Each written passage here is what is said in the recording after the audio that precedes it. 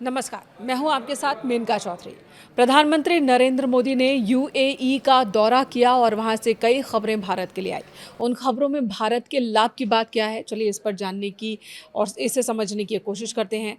UAE Bharat के तेल reserve में 80 million barrel crude oil store करेगा। देखिए, इस वक्त जो परिस्थितियां हैं, सबसे ज़्यादा निगाहें क्रूड ऑयल, तेल, पेट्रोल, डीजल और गैस इनसे जुड़ी खबरों पर ही है। तो इस 30 मिलियन बैरल क्रूड ऑयल अगर स्टोर करता है यूएई भारत में, तो इसका क्या फ़ायदा भारत को होगा? क्या सिर्फ एक स्टोरेज के तौर पर यूएई हमारा इस्तेमाल करेगा या फिर हमारा भी कोई स्ट्रैटेजिक लाभ है? तो इसे समझने की कोशिश करते हैं। प्रधानमंत्री नरेंद्र मोदी के अबू धाबी के दौरे के दौरान भारत और यूनाइटेड अरब अमीरात के बीच ऊर्जा क्षेत्र में बड़ी डील हुई है।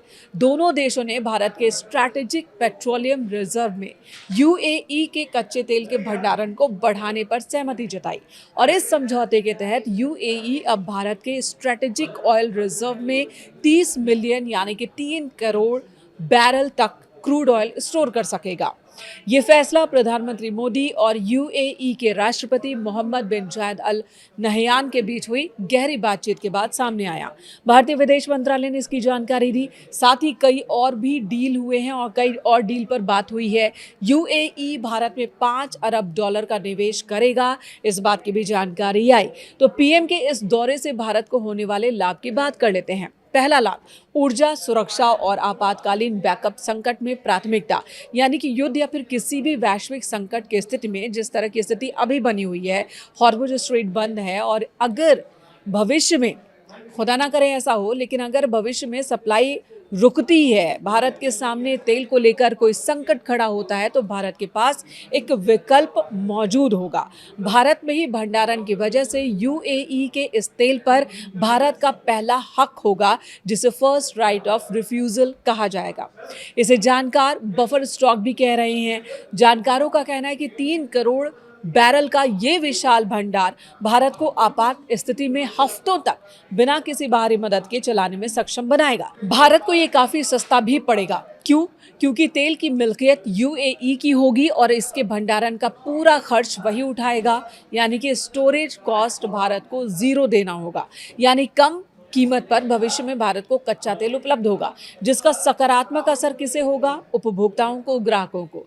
ये समझौता भारत के स्ट्रैटेजिक पेट्रोलियम रिजर्व एसपीआर बुनियादी ढांचे में यूएई के भारी निवेश को भी बढ़ावा देता है। इस डील से भारत दक्षिण एशिया में एक प्रमुख ऑयल स्टोरेज और ट्रेडिंग हब के रूप में उभरेगा। सप्लाई चेन में मजबूत स्थिति बनेगी। भारत के विशाखापट्टनम और चांदी खोल जैसे ठिकानों पर तेल उपलब्ध होने से रिफाइनरीज तक इसकी पहुंच बहुत तेज हो जाएगी, आसान हो जाएगी।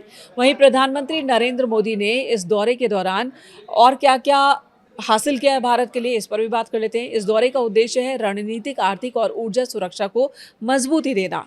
इसी यात्रा के दौरान $5 अरब यानी कि लगभग 41,500 करोड़ रुपए के नए निवेश और रक्षा और ऊर्जा से जुड़े कई महत्वपूर्ण समझौतों पर भी मुहर लगी है। यूएई दौरे की प्रमुख उपलब्धियां, अगर निवेश के क्षेत्र की बात की जाए तो क्या-क्या है, ये जान लेते हैं।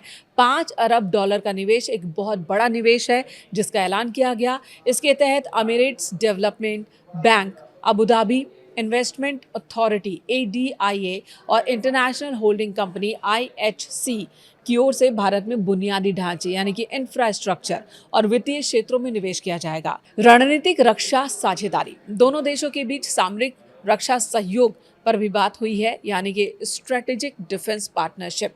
एक व्यापक फ्रेमवर्क पर समझौता हुआ है और इससे रक्षा, औद्योगिक सहयोग, समुद्री सुरक्षा और संयुक्त सैन्य अभ्यास को बढ़ावा मिलेगा।